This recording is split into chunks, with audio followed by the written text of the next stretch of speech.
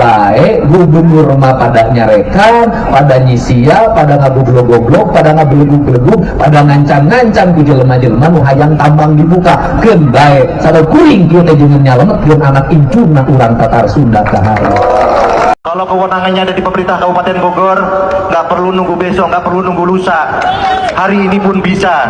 Yuk, kita bersama-sama jaga wilayah Bogor, jangan hanya menjadi pusat eksploitasi berbagai kepentingan dengan menyampingkan aspek keselamatan dan keasrian alam. Ketika bencana ekologis terjadi di mana-mana, di Sumatera, Aceh, Bandung, bahkan sekarang terjadi kebanjiran di Bogor, itu belum cukup menyadarkan Bupati Bogor untuk mempunyai kesadaran tentang pentingnya menjaga alam agar tidak ada pengerusakan seperti yang dilakukan oleh pengusaha-pengusaha tambang. Mereka menikmati hasil tambang sementara masyarakat menerima akibatnya, teman-teman. Kalau memang argumentasi daripada Bupati Rudi Susmanto kalau tidak salah adalah karena para pekerja tambang itu kehilangan pekerjaan, Kang Deddy Mulyadi sudah memberikan solusi sejak dulu ya, bahwa berikan data berapa pekerja yang bekerja di sektor tambang, berikan datanya dan akan dialihkan dan akan diberikan kerjaan di sektor PU sebagai tenaga kebersihan atau apa. Tapi sampai sekarang belum ada datanya. Bahkan justru yang terjadi sekarang ketika ingin memberikan kompensasi, soal terkait kompensasi itu ada manipulasi data yang seharusnya para pekerja yang menerima kompensasi itu hanya 3.000, tetapi yang diajukan oleh kepala desa adalah 18.000 gitu loh. Dan kenapa sih Bupati Bogor ini ngotot gitu loh untuk kemudian tambang ilegal dibuka lagi, teman-teman?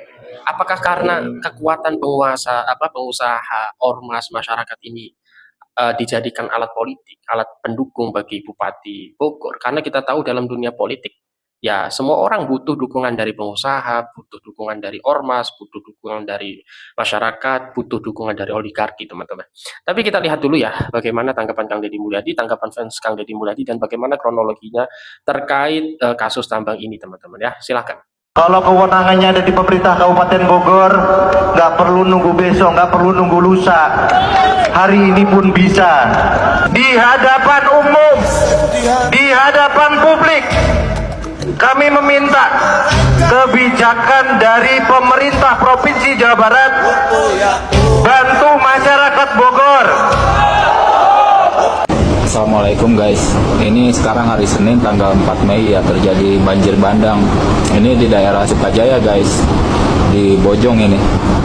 Ini jembatan yang menuju dari Bojong itu ke Prakan Panjang guys, yang terhubung langsung ke Lembur Prakan Panjang. Buset, ini dahsyat banget ini airnya guys, sampai setinggi ini. Ini kan jembatan ini tinggi banget, tingginya hampir ada mungkin 6 meter dari dasar itu, 7 meteran lah guys.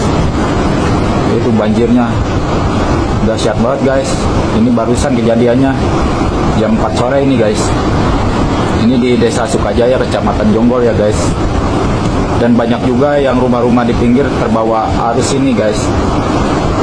Dan yang lainnya sudah nggak tertolong, rumah yang di pinggir jalan itu, yang di pinggir kali udah hanyut-hanyut ini guys. Ini airnya dahsyat banget ini guys, luar biasa.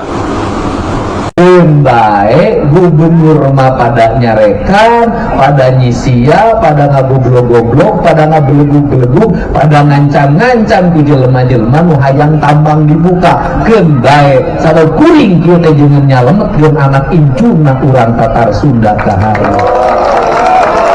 Ngarti? Ari Kang Deddy ari hayang jadi gubernur senang matong kikieuan.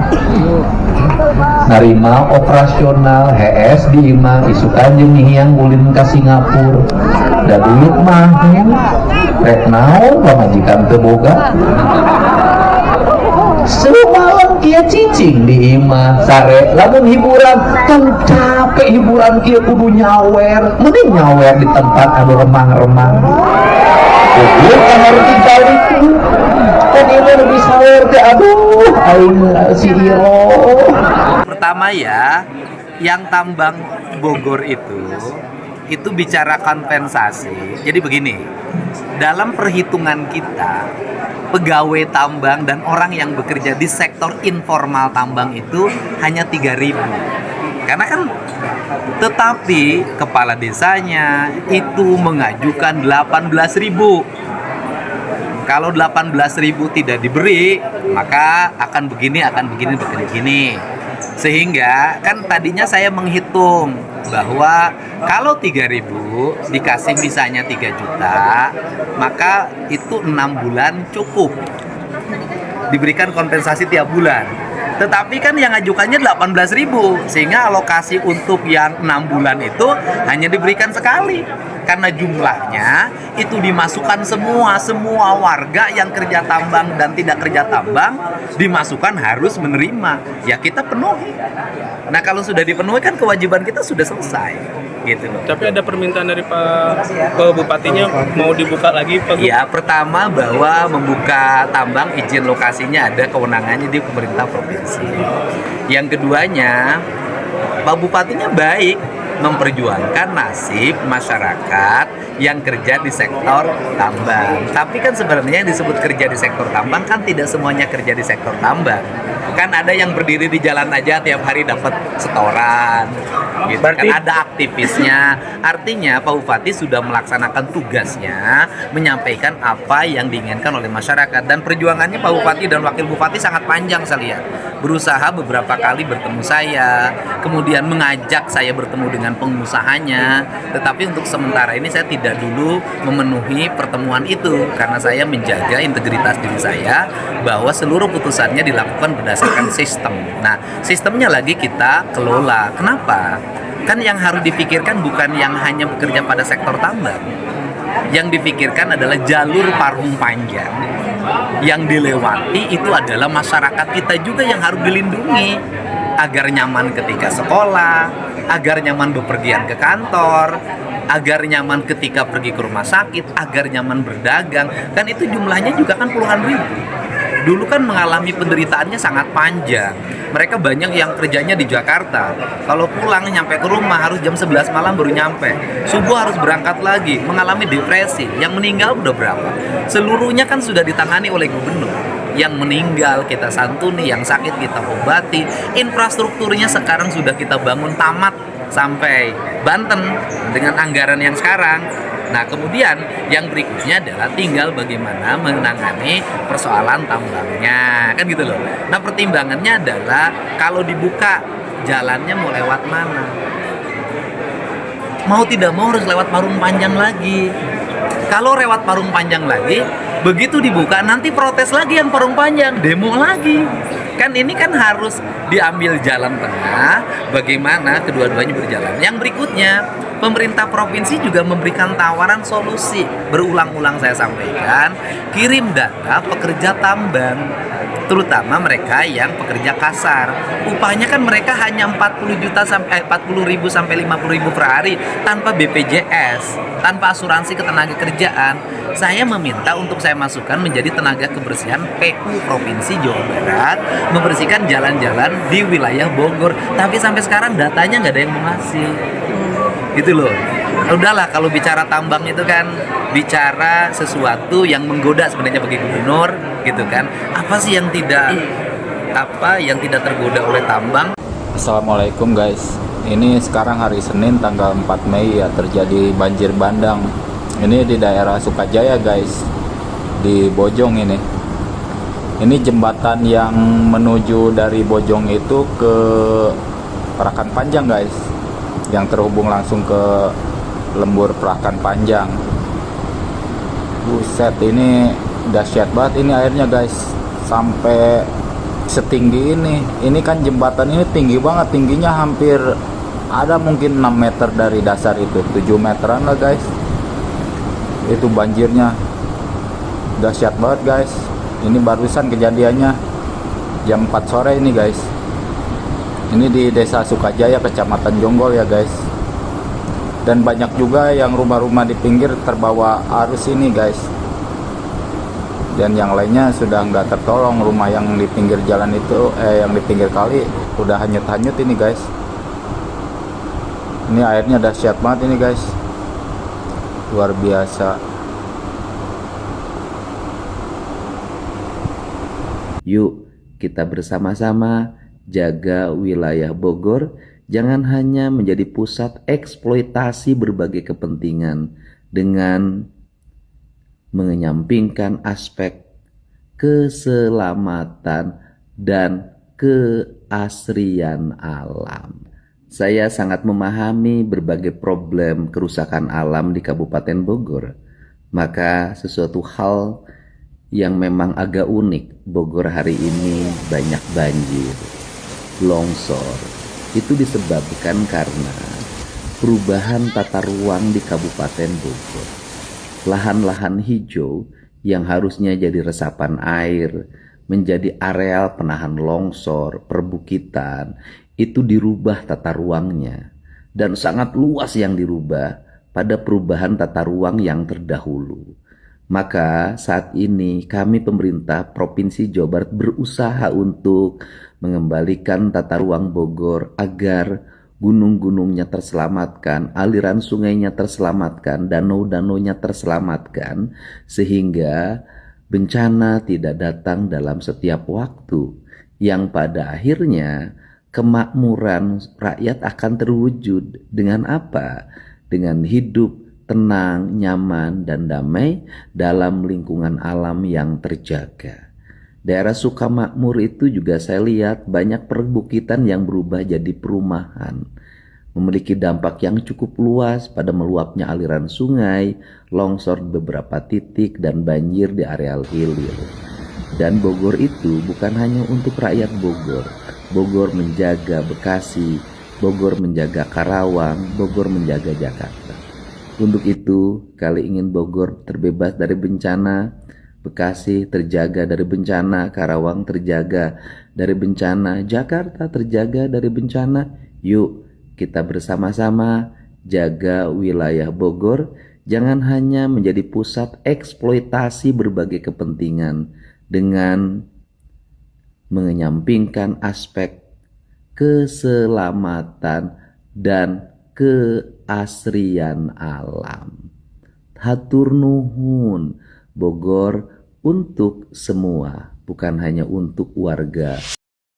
Saya sudah nyampaikan berulang-ulang, Bogor itu menjadi daerah yang begitu rawan terhadap kecelakaan akibat tambang, baik yang legal maupun ilegal. Nah, problem utamanya itu kan masyarakat juga kekeh ingin bekerja pada sektor itu.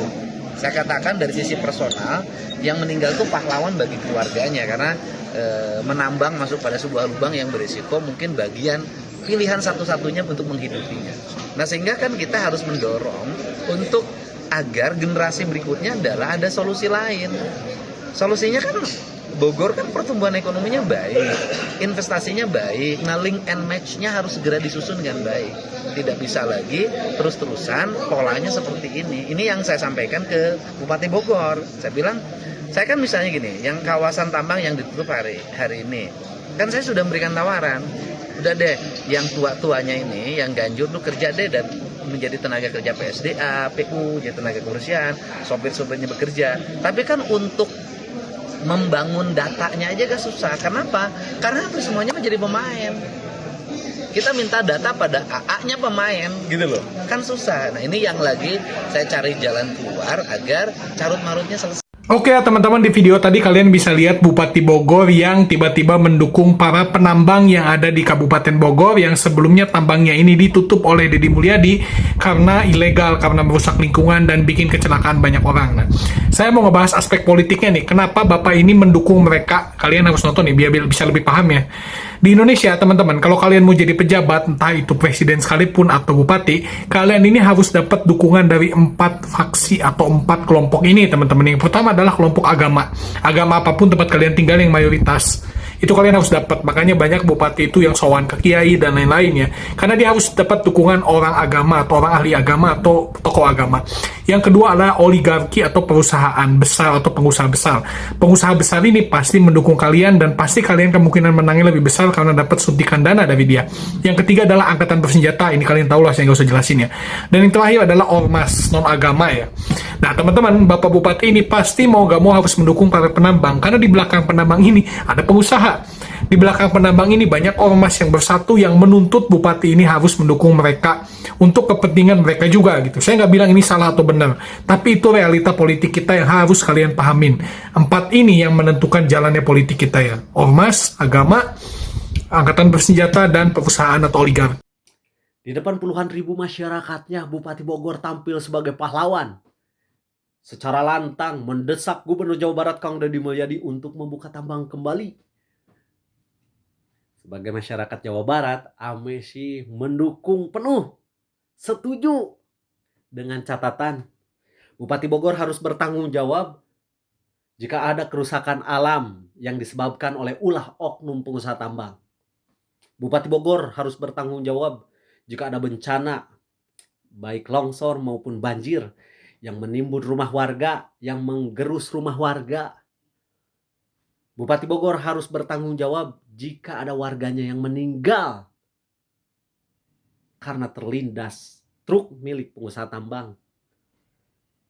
Bila perlu, Bupati Bogor bikin fakta integritas, hitam di atas putih, bahwa sebagai pemimpin, sebagai Bupati Bogor, saya bertanggung jawab jika ada sesuatu yang terjadi ke depannya terkait masyarakat di daerah pertambangan. Jadi jangan etik-etik minta tolong ke KDM, minta tolong ke Gubernur Jawa Barat. Karena menurut ame nih ya, menurut pandangan saya nih ya, Gubernur Jawa Barat Kang Deddy Mulyadi sudah maksimal untuk warga Bapak, untuk daerah Bapak. Warga Bapak hayang jalan alus dialusan, diperbaiki. Kamari gogorowokan, aya korban meninggal dunia, korban luka-luka, dibere uang dukana. Terus tambang ditutup sementara, gogorowokan kumaha ieu urang teu meunang penghasilan, pendapatan, dibere kompensasina.